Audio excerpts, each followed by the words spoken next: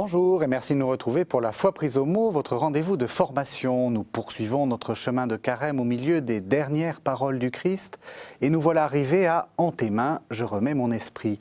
Il y a une semaine, vous vous souvenez, nous avions évoqué le désespoir de « Père, pourquoi m'as-tu abandonné ?»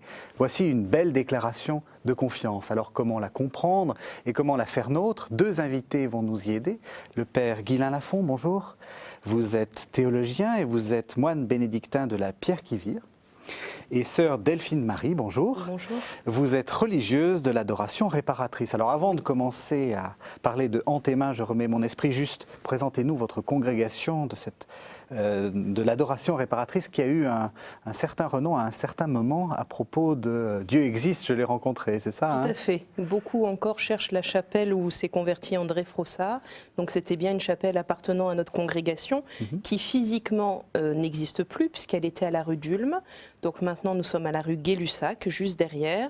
Et adoration réparatrice, je dirais juste deux mots, pas pour simplifier, pour m'en donner le cœur, c'est que c'est une adoration qui montre que Dieu nous recrée à chaque instant. Donc c'est la création de Dieu qui est permanente, la vie qui est donnée et que l'on doit accueillir. Donc elle répare mon cœur, d'accord, de la faute, du péché, mais je répare aussi l'image de Dieu dans la société puisque je le reconnais comme Dieu. Voilà, c'est un peu ces deux mouvements-là. Donc ce n'est pas un style d'adoration, c'est pour dire que l'adoration nous redonne vie à chaque instant. Et donc c'est une congrégation qui est en fait en prière en permanence devant le Saint-Sacrement. Nous avons la permanence de l'adoration, j'aime pas trop dire ça, mais c'est 24 heures sur 24, grâce effectivement à la prière du peuple de Dieu. Donc ouverture de la chapelle au 39 rue Gay-Lussac, pour tout le monde de 7h à 22h, et les nuits d'adoration sont accessibles à tous de 22h à 7h du matin. Pour cela, il faut juste s'inscrire. Voilà. Parfait. Alors on va en venir à notre texte. Je vais lire les quelques versets, c'est dans le chapitre 23 de l'évangile de Luc. C'était déjà presque midi et il y eut des ténèbres sur toute la terre jusqu'à 3 heures. Le soleil ayant disparu, alors le voile du sanctuaire se déchira par le milieu. Jésus poussa un grand cri, il dit « Père, entre tes mains, je remets mon esprit ». Et sur ces mots, il expira. Voyant ce qui s'était passé, le centurion rendait gloire à Dieu en disant « Sûrement, cet homme était juste ». Alors, quand on lit ce texte, la première chose un peu étrange, c'est ce phénomène cosmique, ou cosmologique plus exactement, sur les ténèbres alors qu'on n'est pas tout à fait, on est à midi. Comment est-ce qu'on peut l'interpréter déjà? Je ne vais pas vous dire comment il faut l'interpréter, mais comment on peut l'interpréter, comme vous dites. C'est impressionnant parce que le soleil se retire, dit le texte, et on est dans les ténèbres. Et ça, dans l'Écriture, on le trouve dans le prophète Amos, on le trouve dans le prophète Isaïe, et puis on le retrouve ensuite dans les discours de Jésus sur la ruine du Temple et la ruine de Jérusalem. C'est la fin du monde. Le monde disparaît, il n'y a plus rien, il n'y a plus de lumière. Le ciel est complètement opaque, donc il n'y a plus de monde. Et puis ensuite, le texte vous dit ce que ne dit pas Saint Marc. Pour Saint Marc, c'est après la mort de Jésus. Ici, avant la mort de Jésus, on vous dit que le voile du temple est déchiré. Alors, vous savez que le temple, c'était une grande salle qui était séparée aux 2 tiers par un grand voile. Et derrière le voile, dans le premier temple de Salomon, il y avait le lieu de la présence de Dieu, l'arche d'alliance avec les chérubins, les tables de la loi et tout ça. Puis tout ça avait disparu au moment de l'exil, et quand on a reconstruit le temple, quand Hérode l'a refait, eh bien on a laissé le voile et derrière il n'y avait rien. Mais rien, ça peut signifier tout, c'est un lieu de présence aussi. Donc tant qu'il y a le voile, derrière c'est le lieu du mystère, c'est vraiment aussi le lieu de la présence de Dieu. Mais si le voile se déchire, qu'est-ce qui se passe? On voit qu'il n'y a rien, et donc c'est une salle. Ça veut dire que Dieu n'y est plus. Ça veut dire que l'alliance d'Israël, elle est finie. Alors ces deux versets, c'est absolument impressionnant. C'est le monde est fini, l'alliance est finie, il n'y a plus rien. Et ce rien, enfin je vous dis ce que je me dis, je ne sais pas si c'est vrai ou faux, mais ce rien, il est dans le corps du Christ. Jésus, il est de ce monde. Et donc son corps mourant signifie que le monde est fini. Et puis Jésus est né juif, c'est la perle de l'alliance, et il meurt. Il n'y a plus d'alliance. Alors qu'est-ce qui reste? Il ne reste rien. Mais il reste quelque chose quand même. C'est justement à ce moment-là où il ne reste rien, ni du point de vue du monde, ni du point de vue de la religion. Il reste la voix de Jésus qui dit « Père ». Donc ce qui va permettre un rebondissement, ce qui ne peut pas être détruit, ce qui ne peut pas partir, c'est que même lorsque Jésus est détruit totalement et que le monde et la religion sont détruits avec lui, il reste l'invocation de Dieu, mon Père. Et entre mes mains, je me remets mon esprit. Donc on peut dire que cette invocation de Jésus, c'est le fond du fond. C'est-à-dire, même aujourd'hui, il y a un monde, il y a des religions et tout ça, mais tout ça, ça repose sur l'invocation de Jésus. Donc, en un verset et demi, Saint Luc nous dit ce que c'est que qu'être fils, qu'être père, et que toute la création et toute la religion, toute la foi se base. Le fondement, c'est l'invocation, c'est la filiation de Jésus. Alors, quand on a dit ça, on n'a plus envie de rien dire. On va essayer quand même, on va quand même essayer de dire quelque chose. Vous le lisez comment, ce Moi, passage? ce qui me marque énormément, c'est donc ce cosmos qui a l'air d'être éclaté. Enfin, il y a une violence, il y a une réaction de la terre, il y a une réaction de la création. Et ce qui me touche, parce que ce type de parole, c'est pas journalistique. Oui. On le vit de l'intérieur. C'est-à-dire, on regarde Jésus et un grand cri. C'est-à-dire que, enfin, il faut quand même se rappeler, le corps de Jésus a été massacré. On sait très bien qu'à la crucifixion, on meurt par asphyxie. Et pourtant, de ses entrailles, un grand cri va surgir, Père. Et là, on se dit, Jésus n'a pas arrêté de dire « Je suis le chemin, la vérité et la vie ». Et là, il nous indique le chemin. C'est-à-dire que quand tout explose dans nos vies, quand on a l'impression que tout s'écroule, eh ben, le Père fait que tout est de nouveau possible. Père, entre tes mains, je remets mon esprit. Et moi, c'est un peu ce grand cri. Il ne le murmure pas. Et on a même l'impression que là, il y a le Fils dans les bras du Père. Voilà. Et ça, ce grand cri, pour moi, fait plus de bruit que, je dirais, que le voile qui se déchire, que les ténèbres qui arrivent. Et finalement, c'est peut-être pour ça que le centurion va dire « il est juste ».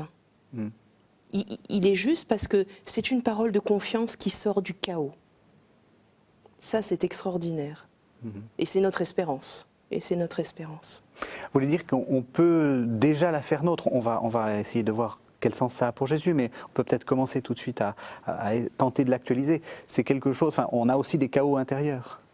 Ah, moi, je crois que s'il n'y avait pas la passion, je ne pourrais pas être chrétienne et je ne pourrais pas vivre dans l'espérance tous les jours de ma vie. Parce que là, on est face à un échec social, politique, amical. Enfin, malheureusement, c'est un peu comme l'incarnation. On lit ça un petit peu à l'eau de rose ou style bisounours, parce que ça fait tellement longtemps qu'on entend parler de la passion, qu'on entend parler de l'incarnation, mais c'est un drame. Parce que les évangiles sont écrits après la résurrection, donc à la lumière de la résurrection. Mais ceux qui l'ont vécu, ils ont vécu quelqu'un en qui ils avaient mis toute leur espérance. Quand on entend les disciples d'Emmaüs, mais on espérait tellement que ça soit lui. Et pourquoi cet échec humain, cet échec visible, parce que là c'était vraiment au grand jour, serait l'échec de Dieu dans nos vies? Et j'aime reprendre, l'Église nous propose le psaume 30, que Jésus reprend en disant « Entre tes mains, je remets mon esprit ». Oui. On le dit tous les mercredis à l'office des complis. « En tes mains, je remets mon esprit ». Je hais les adorateurs de faux dieux. C'est quoi les faux dieux? Le faux dieu, ce serait celui qui m'empêcherait d'avoir mal, qui ferait que je serais complètement désincarnée, dans une sorte de magie de la vie. Eh bien, pas du tout. C'est-à-dire que Dieu va me rencontrer dans mon humanité, mais rien ne peut me séparer de l'amour de Dieu. Dans Saint Jean, vous êtes dans la main du Père, rien ne peut vous arracher de la main de mon Père. Voilà. Et là, Jésus le vit. C'est-à-dire que si lui ne l'avait pas vécu, ça resterait une idée. Là, on sait que dans tout ce qu'on peut ne pas comprendre, si on remet sa vie entre les mains de Dieu, mais c'est pas, c'est concret, c'est-à-dire je continue d'y croire, alors tout est possible. Et des chemins nouveaux s'ouvrent dans leur cœur. Voilà. Père, comment est-ce que vous le lisez? Parce que vous êtes théologien, vous avez beaucoup enseigné, j'imagine que vous avez enseigné la Trinité et toute la complexité de ces rapports. Au bout de tout ce parcours, finalement, qu'est-ce que vous en dites de cette paternité et filialité? Est-ce que c'est si compliqué que ça? Je crois que c'est très simple, c'est justement pour ça que c'est vraiment révélé au moment où il n'y a plus rien d'autre. Et bon, je crois qu'il faut beaucoup contempler Jésus, il faut beaucoup rester au pied de la croix, regarder, écouter. Je ne sais pas comment dire, mais nous pouvons le faire nôtre dans la mesure où nous sommes un peu entrés dans sa voie à lui. Alors, essayons de parler quand même, puisqu'il faut. Le Fils, c'est celui qui dit Père, et le Père, c'est celui qui dit Fils. Mais la différence entre la paternité divine et la filiation divine, et la filiation de Jésus en tant qu'homme aussi, et puis les autres paternités, c'est que la paternité, ça vient après. Je suis d'abord homme et ensuite j'engendre. Tandis que Dieu est Père dès l'éternité, c'est-à-dire que, et nous ne pouvons pas le dire, il est dans le don, et le don de la totalité qu'il est. Il n'a jamais retenu pour lui quoi que ce soit. Et il donne tout. Il n'a pas plusieurs fils parce qu'il donne tout. Et le fils, quand le fils dit père, c'est pas simplement comme je dis papa, mais je reconnais ce que j'ai reçu et je le rends totalement. Il y a une espèce de circulation, c'est toute la réalité de l'être de Dieu et puis la réalité ensuite de l'être du monde, puisque le Fils est incarné, qui est continuellement remis à Dieu. Moi, je suis impressionné. Je n'ose pas trop parler de ça. Alors, le Saint-Esprit, c'est justement ce souffle qui fait que ça circule entre le Père et le Fils. Alors, il y a une totalité, et puis en même temps, une générosité. Qu'est-ce que vous voulez dire? C'est impressionnant, c'est impressionnant. Il y a une grâce à Dieu, quand les disciples ont dit à Jésus, apprends-nous à prier, il nous a dit, quand vous priez, dites Père, que ton nom soit sanctifié, que ton règne vienne, que ta volonté soit faite. Ça détaille en trois mots ce qu'est, je pense, le Christ dans sa psychologie d'homme, et puis le Christ dans cette divinité, mais qui n'est pas une possession, qui est un don. Et je crois qu'il n'y a pas d'évangile, il n'y a pas d'endroit dans l'évangile où c'est dit aussi fort que là, parce qu'il y a 10 mots, 15 mots. 15 mots, et puis je suis impressionné, moi. Alors on va faire une première pause. Je vous propose d'entendre les impropères. Les impropères, c'est ce qu'on dit au cours de la Semaine Sainte qui va commencer. C'est un texte assez ancien. La dernière rédaction date du XIe ou du XIIe siècle, mais en fait le texte est probablement plus ancien. C'est le fameux passage « Ô mon peuple, que t'ai-je fait ?» Ô mon peuple, que t'ai-je fait? En quoi t'ai-je contristé? Réponds-moi. Je t'ai fait sortir de la terre d'Égypte. Est-ce pour cela que tu as préparé une croix à ton sauveur? Durant 40 années, je t'ai guidé dans le désert.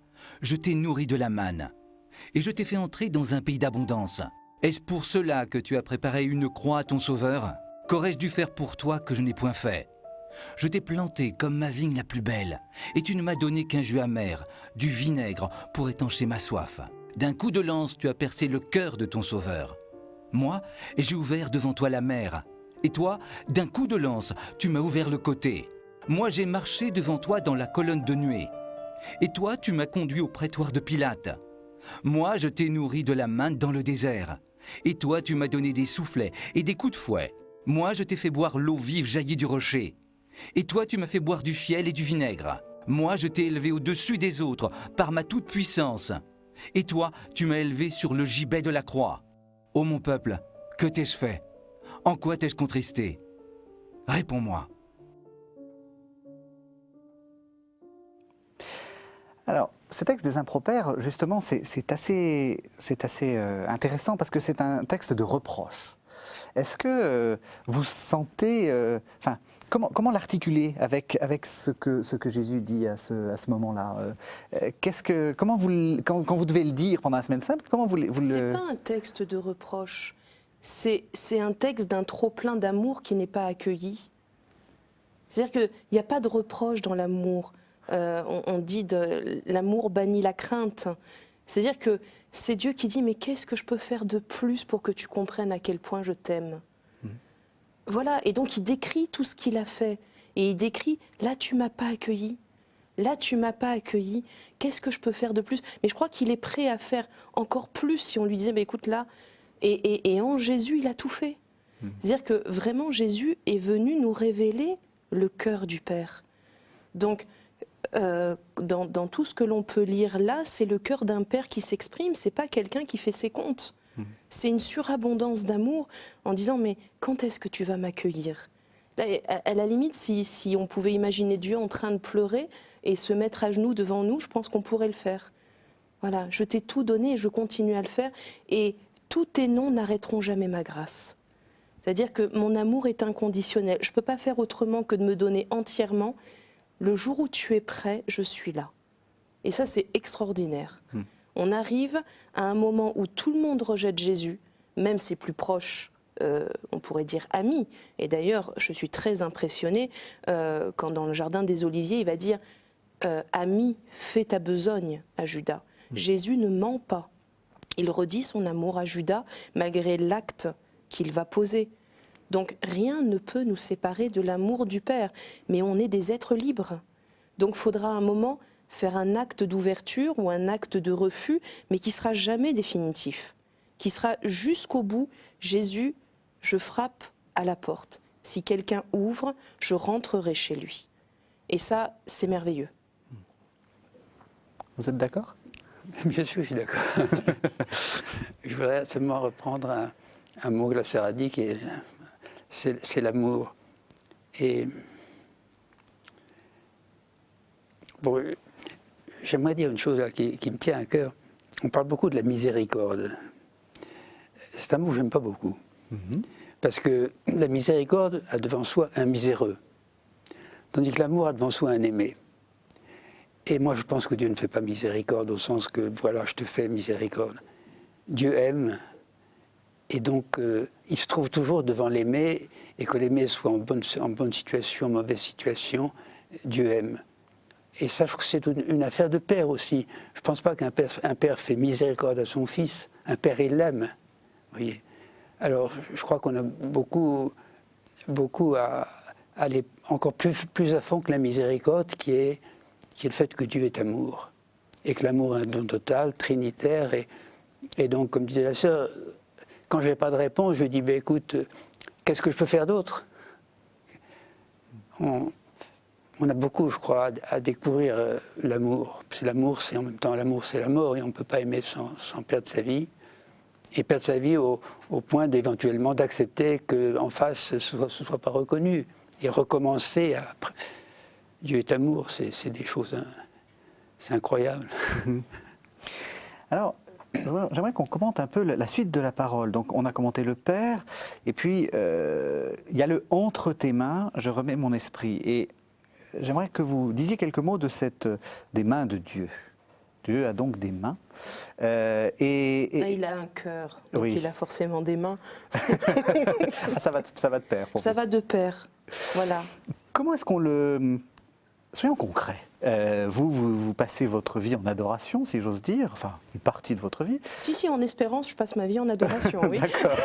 C'est le but, c'est le but. Et comment on perçoit ces mains de Dieu et ce geste de remettre son esprit entre les mains de Dieu? Alors, nous qui sommes religieux, on a une chance inouïe, c'est de faire un vœu d'obéissance. Et je dis que c'est une chance inouïe parce que là, on a une incarnation des mains de Dieu. C'est-à-dire, entre tes mains, je remets mon esprit. Ben, quand on me demande quelque chose qui n'est pas forcément de mon goût premier, si je pose l'acte de foi parce que je ne regarde pas les événements extérieurs, mais je regarde Dieu, parce que je lui fais confiance et que je prends ça comme un appel, eh ben, entre tes mains, je remets mon esprit. Et ça, on peut le vivre très concrètement. Il y a plein d'événements de nos vies qui sont des choses qu'on peut subir, ou alors on peut être actif dans cet accueil. Et alors, on n'est pas dans du béni oui-oui. Jésus veut des êtres debout devant son Père. Et d'ailleurs, la résurrection, c'est merveilleux, parce qu'il est ressuscité avec ses stigmates. Donc il n'y a pas la négation de la passion, il n'y a pas la négation de l'histoire, mais tu vis en homme debout. Et cet échec de la passion n'empêche pas Jésus d'exercer sa liberté. Personne ne prend ma vie, c'est moi qui la donne. Et il nous demande d'être dans ce mouvement-là du don et pas « je subis rien ». Donc nous, dans notre vie religieuse, le fait de dire oui à ma responsable, voilà, d'une manière joyeuse, peut-être un peu craintive, selon mon état d'âme, c'est le cas de le dire, mais si je reprends la parole, je dis « Ok Seigneur », mais on le fait à deux, sinon j'y vais pas. Donc pour moi, l'incarnation de la parole, elle est vraiment là, mais comme des enfants avec leurs parents. Il y a un moment, il y a un acte de foi à poser. Si on sait que la personne veut notre bien, il y a une bienveillance à l'amour. Donc je ne suis pas en train d'essayer, enfin, moi qui réfléchis un peu avec d'autres à la parole de Dieu, je suis toujours un peu surprise qu'on soit toujours en train de remettre en question la pédagogie de Dieu au lieu de le regarder pour l'accueillir. C'est un chemin de vie, la parole. Donc arrêtons de le critiquer 5 secondes, même si on est français, donc c'est difficile de ne pas critiquer pour un français, mais regardons-le agir parce que là, il nous révèle quelque chose. Dans les miracles, quand le lépreux arrive et dit « mais qu'est-ce que tu veux que je fasse pour toi ?» Il n'est quand même pas aveugle, Jésus, il voit qu'il est lépreux. Mais il sait que le lépreux a besoin de dire sa lèpre pour accueillir la grâce. Donc il nous conduit sur un chemin parce qu'il nous connaît. Voilà, et Père, entre tes mains, je remets mon esprit. Si Jésus l'a dit sur la croix, c'est qu'il l'a dit depuis sa naissance.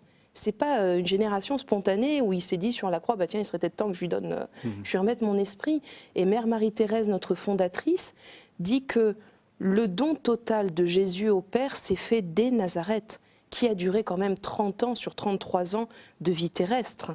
Donc c'est notre espérance, c'est-à-dire que notre vie quotidienne peut être un don au Père. Il n'y a pas besoin de cataclysme en permanence dans notre vie. Vous êtes d'accord? Peut-être que je vais serrer un peu plus ce que vous avez demandé sur les mains. Oui. Les mains. Et être dans les mains, c'est un enfant qui est dans les mains de son Père. Et Jésus dit, si vous ne redevenez comme des petits-enfants, et il ne s'agit pas d'infantilisme, mais je suis en train de lire en ce moment un livre très très beau qui s'appelle Le journal du père Alexandre Schmemann, qui était un grand théologien orthodoxe. Et il dit dans une page, il dit les âges importants, c'est l'enfance et l'âge adulte. On parle beaucoup de la jeunesse aujourd'hui, mais la jeunesse est un temps de transition. Mais au point de départ, il y a une sorte d'authenticité génuine, si on peut dire, et au point d'arrivée, on a fait une vie. Et alors au point d'arrivée, il me semble, on se retrouve vraiment enfant, et l'idée d'être dans les mains du Père, je dirais presque physiquement, de se blottir dans les bras de Dieu, moi je trouve que ça fait sens. Je me sens bien dans les bras de Dieu.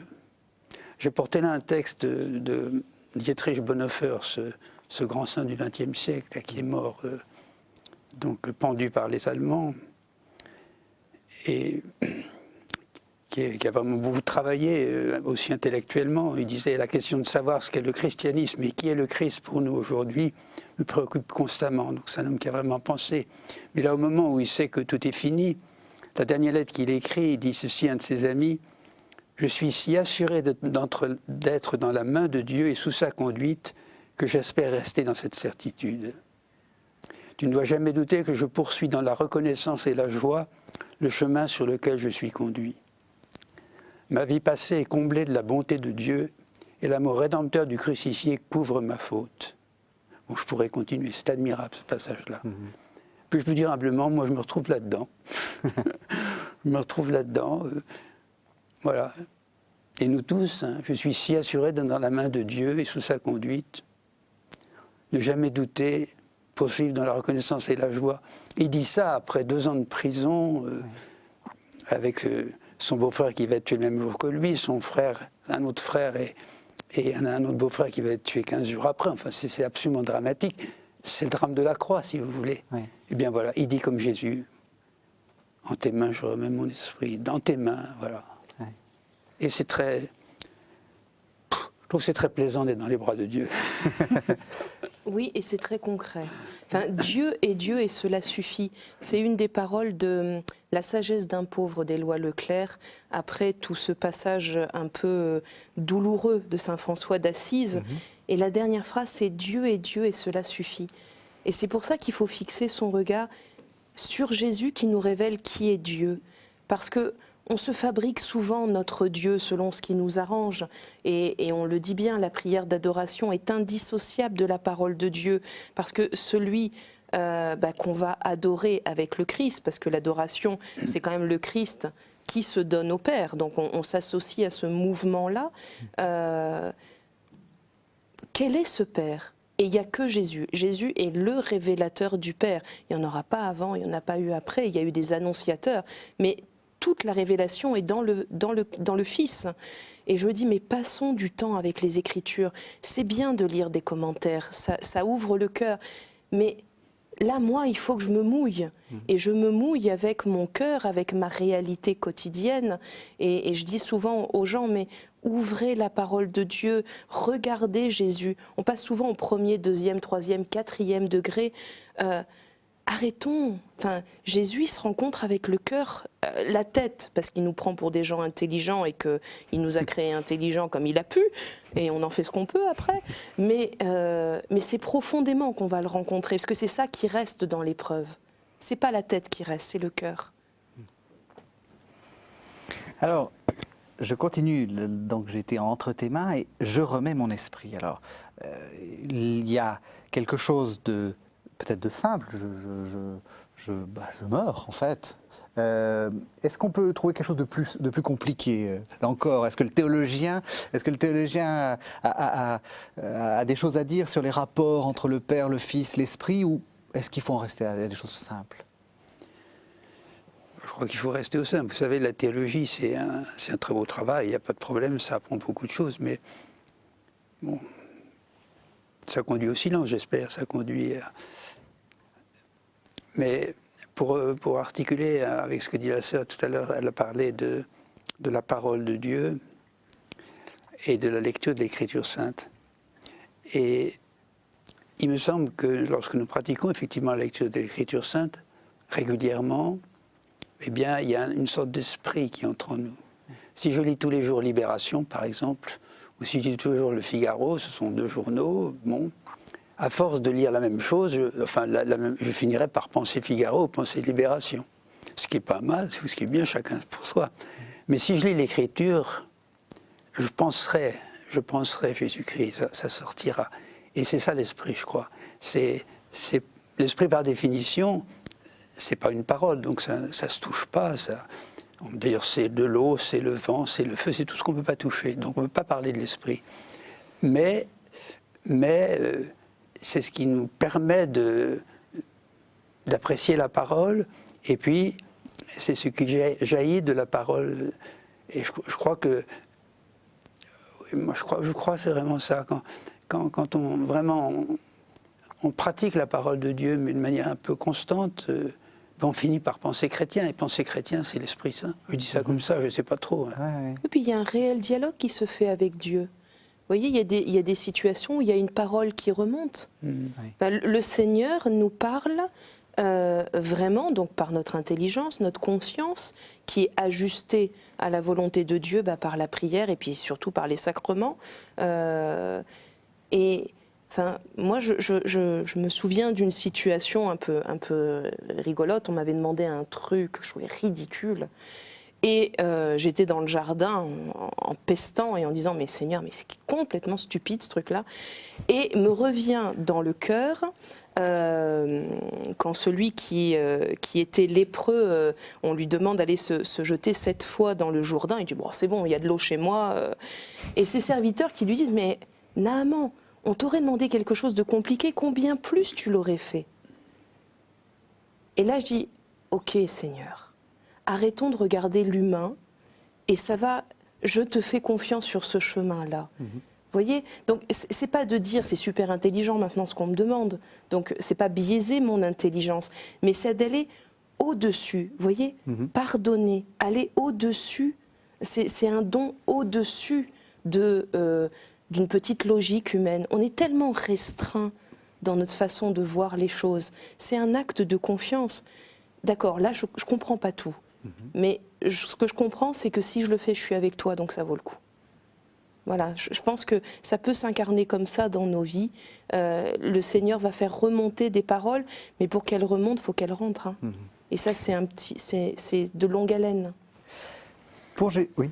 Je pense que c'est peut-être ça, un peu la différence entre la passion de Jésus selon saint Marc et celle selon saint Luc. Dans saint Marc, c'est « Mon Père, pourquoi m'as-tu abandonné ?»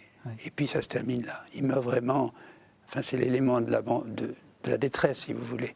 Et simplement après la mort que le centurion dira c'est le Fils de Dieu.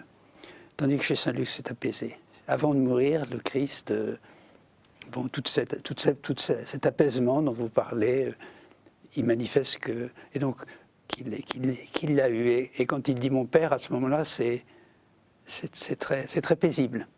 Tandis que Marc, c'est tragique. Alors il faut garder les deux, faut garder les deux. Oui. Justement comment est-ce qu'on garde? Est-ce qu'il faut choisir? Ou est-ce qu'il faut rester en tension?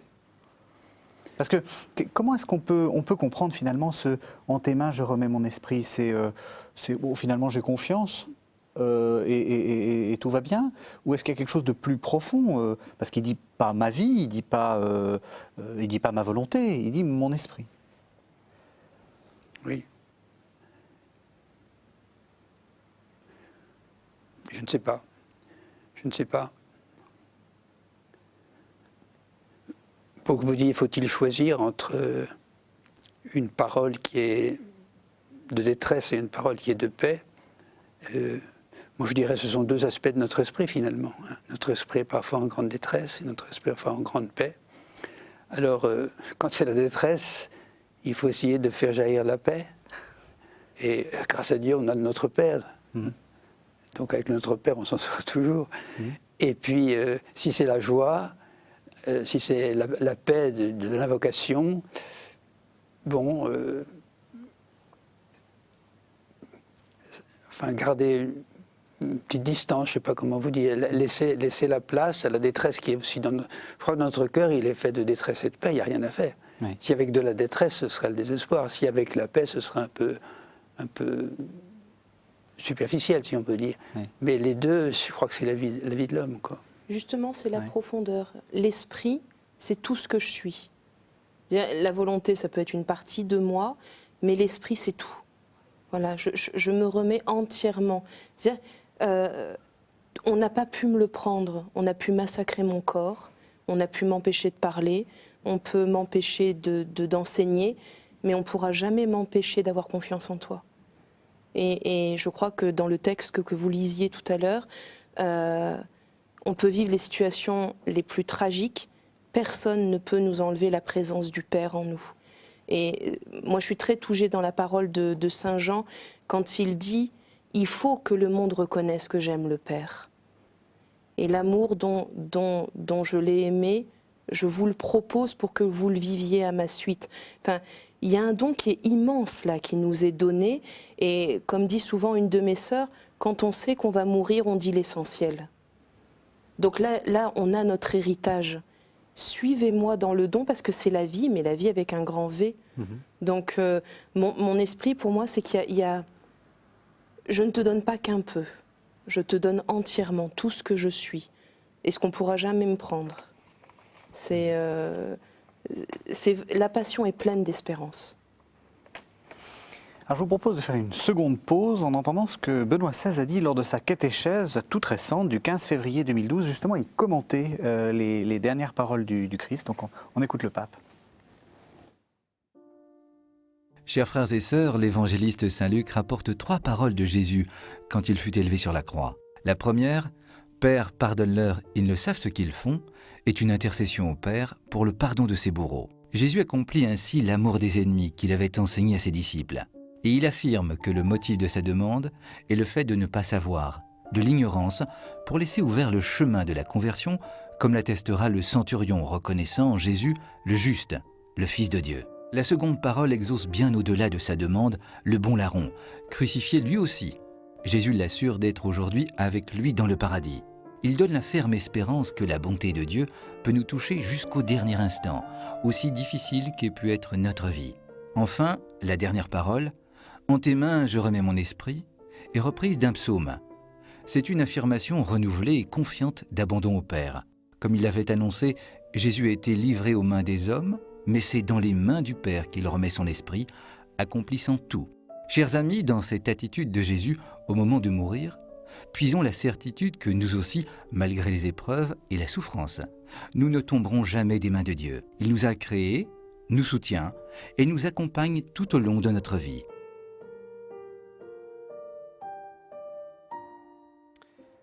Ben voilà, on voit, ma sœur, que vous parlez comme le pape. C'est rassurant pour lui. Alors, le pape dit quelque chose d'intéressant, enfin il dit beaucoup de choses intéressantes, mais là il explique qu'il y a une sorte de gradation, de pardon dans l'évangile de Luc. Comment est-ce qu'il faut la situer? Parce que là, effectivement, j'ai lu le chapitre, la fin du chapitre 23, mais il faut lire tout l'évangile de Luc en fait. Oui. Ben, on le dit toujours, l'évangile de Luc, c'est l'évangile de la miséricorde, même si j'aime mieux dire l'évangile de l'amour, avec les fameuses toutes les paraboles du chapitre 15. Mm-hmm. Mais ce qui est beau, puisque nous sommes dans la Passion, c'est quand on relit la Passion depuis le début, avec la dernière scène, ces éléments, reprenons dans l'ordre. Hein. La première chose que Jésus pardonne, c'est Pierre. Alors ça, c'est un texte extraordinaire. Vous savez, vous connaissez l'histoire, Pierre est dans la cour. Jésus est là, Pierre est là, c'est tout près. Et Jésus l'entend dire « je ne le connais pas, je ne le connais pas, je ne le connais pas ». C'est impressionnant, c'est impressionnant. Et alors cette phrase qui peut nous faire contempler pendant des heures, Jésus se tourne en regard à Pierre. C'est une parole, il n'y a même pas une parole, il y a un regard et Pierre est converti. Donc c'est le premier pardon. Ensuite, Jésus est devant le Sanhédrin, les grands prêtres, et là, il ne pardonne pas parce que les gens sont bloqués. Il n'y a rien à pardonner. Alors ça, pour moi qui suis théologien, moine, prêtre, enfin tout ce qu'il faut, voilà, fais attention à laisser en toi quelque chose qui permettrait à Jésus de te pardonner ou à Jésus de te dire des choses, quoi. Parce que nous savons tant de choses, nous, les ecclésiastiques, et nous sommes... Oui, bon, enfin bref. Vous en savez trop? C'est ce que vous voulez dire? Le danger, c'est d'en savoir trop? D'en savoir trop, et puis alors, du coup, d'être bloqué, et si un prophète vient nous dire quelque chose de différent, à ce moment-là, il n'y a pas de place pour le prophète. Alors Jésus ne peut pas ni parler ni pardonner parce qu'il n'y a pas d'écoute. Il n'y a pas cette faille qui a permis au pardon de parler à Pierre, de passer à Pierre. Et puis ensuite, c'est les femmes qui l'accompagnent sur le chemin de la croix et qui se lamentent. Et j'ai dit, ne vous lamentez pas sur moi. Moi, c'est pas important, mais voilà ce qui va vous arriver. Ce ne sera pas une vengeance, mais vous détruisez. Enfin, votre peuple détruit le monde, il détruit la religion. Ça va être la catastrophe. Alors, priez pour éviter. Et puis ensuite, Jésus, au moment même où il est crucifié, il pardonne aux gens qu'il crucifie. C'est impressionnant, ça aussi. C'est impressionnant quand on essaie de réaliser. Heureusement, il y a les saints, les martyrs, il y a quand même beaucoup de gens qui ont compris ça, quoi. Ça nous permet à nous d'essayer de suivre un peu loin. Et puis finalement, il y a le larron sur la croix. Donc on a l'impression que Jésus, il pardonne partout. Un peu comme quand on fait ses comptes avant de mourir, je ne sais pas quoi. Bon, tout est pardonné. Et alors maintenant, Père, mais c'est magnifique. C'est magnifique, c'est sublime. C'est sublime. Alors, bon, quand on regarde tout ça, on a envie de faire pareil, quoi. On demande la grâce de faire pareil, quoi. Mais surtout qu'on comprend que le pardon, finalement, c'est pour libérer notre propre cœur et que c'est un réel chemin de vie. Parce que si on s'arrête à la faute, Sainte Thérèse d'Avila dit quelque chose qui me fait vivre. Regardez ce que vous devez à Dieu, vous pardonnerez facilement les broutilles que vous avez à pardonner. C'est-à-dire qu'il y a un moment, quand Jésus dit « Celui qui veut être mon disciple, qu'il se renie lui-même, qu'il prenne sa croix et qu'il me suive », pour moi, ce n'est pas un renoncement à soi, c'est « Arrête de regarder ton nombril, mais fixe-moi. Et ta croix, c'est ta vie, c'est tout ce que tu es.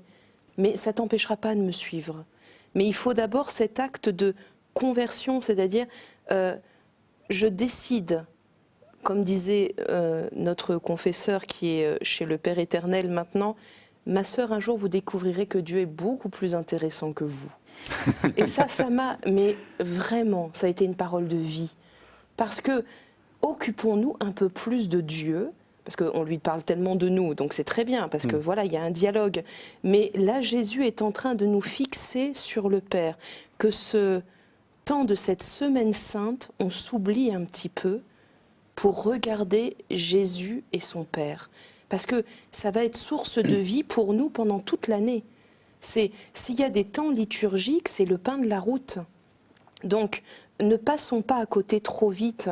Là, on a une semaine merveilleuse qui s'annonce, et une semaine de silence, une semaine d'écoute, blottissons-nous quelque part, là où Jésus va aller, que ce soit au Jardin des Oliviers, que ce soit au pied de la croix, écoutons-le, regardons-le, accueillons. Je voudrais revenir un tout petit peu, si vous me permettez, sur la question du pardon. Là, oui, vous disiez il faut pardonner. Alors je dis ça pour les téléspectateurs qui nous regarderont. En fait, le pardon, c'est une des choses les plus difficiles qui soit. Et alors il faut bien, je crois, distinguer la volonté de pardonner, le cœur qui est ouvert, et puis le sentiment de bien-être parce qu'on a pardonné. Parce que ça, c'est très difficile. Je crois que le don de l'oubli, de l'offense, c'est vraiment un don. Ce que nous pouvons faire, nous, c'est pardonner. Et puis en même temps, demander pardon. Parce que si nous devons continuellement pardonner, nous devons aussi continuellement demander pardon. Mais légèrement, un peu comme on dit, s'il te plaît, merci, pardon, ça fait partie un peu de la vie. Enfin, je dis ça parce que je crois que pour beaucoup de gens, le combat du pardon, c'est quand même un lourd combat, quoi.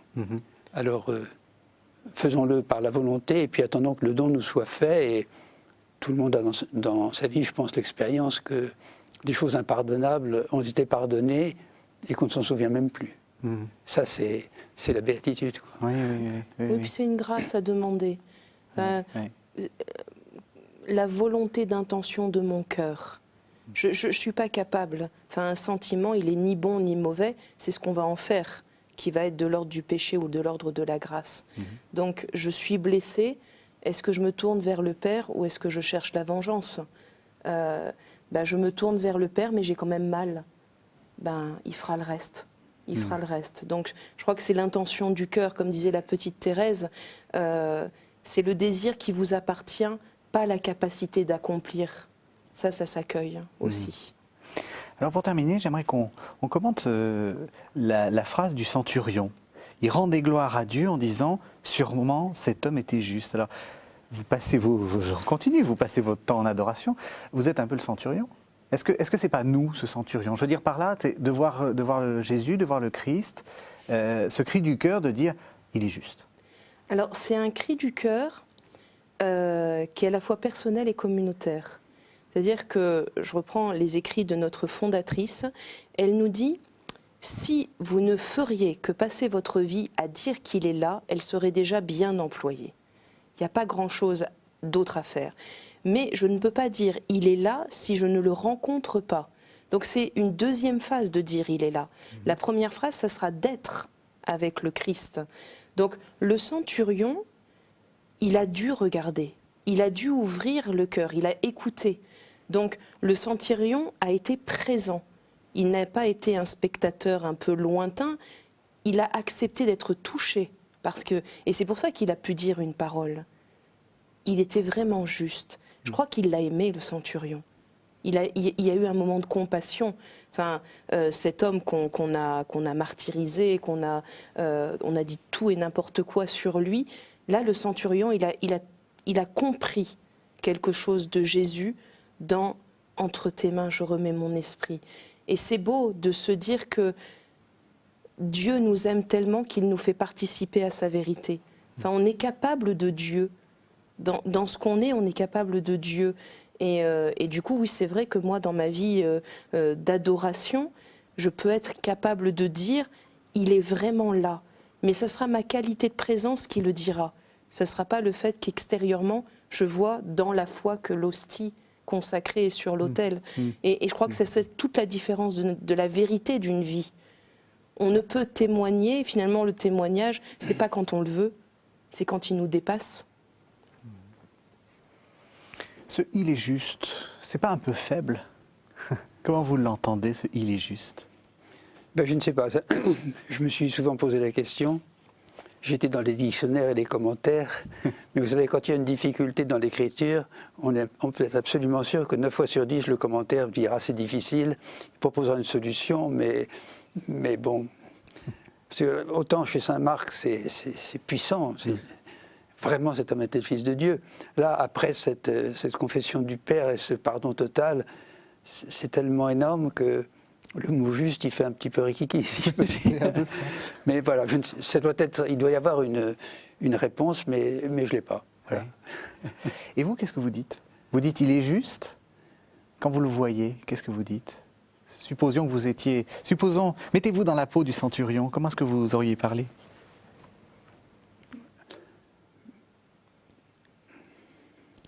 Pour répondre à votre question, je dis pour faire ça, il faut beaucoup écouter les centurions. Parce que le centurion, c'est un païen. Donc il ne savait rien. Et nous sommes entourés de beaucoup de païens. Et nous savons tout. Alors peut-être, si nous écoutons des centurions, nous verrons un peu comment ils reconnaissent la justice, et ça nous pourra compléter un peu tout ce que nous savons. Ça, c'est une première réponse. La seconde...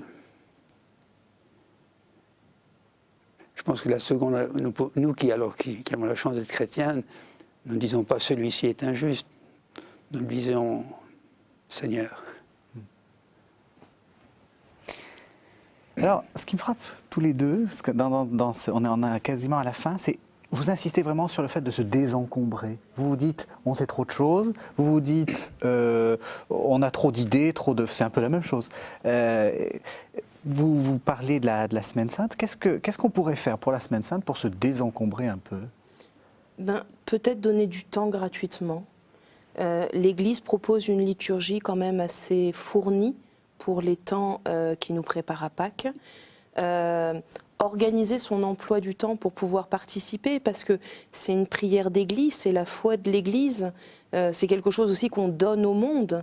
Donc quand on participe à un office, on le fait pour nous, d'accord, mais on le fait aussi pour cette humanité qui nous entoure, parce que cette rédemption, elle est proposée à tout homme et pas qu'aux chrétiens. Donc je dirais, soyons près de celui que notre cœur aime. On passe son temps à dire à Dieu qu'on l'aime, ce serait bien qu'on lui montre de temps en temps, en lui donnant du temps gratuitement, parce que là, c'est lui qui vit quelque chose. On va visiter quelqu'un qui est malade à l'hôpital, on va prendre de ses nouvelles. Là, il y a un drame qui est en train de se passer, mais comme on connaît la fin, on se dit oui, c'est pas très grave, normalement, dimanche, c'est la fête. Pour vivre la puissance de la résurrection, faut peut-être s'être enfoui dans la profondeur de ce qui se vit dans le cœur à cœur entre Jésus et son Père. Voilà, donc moi, je proposerais vraiment aux personnes qu'on a la possibilité de prendre du temps avec la parole, de prendre du temps en Église avec tous les offices qui seront proposés. et le temps du silence. Tout se passe à l'intérieur, vraiment. Et vous, Père?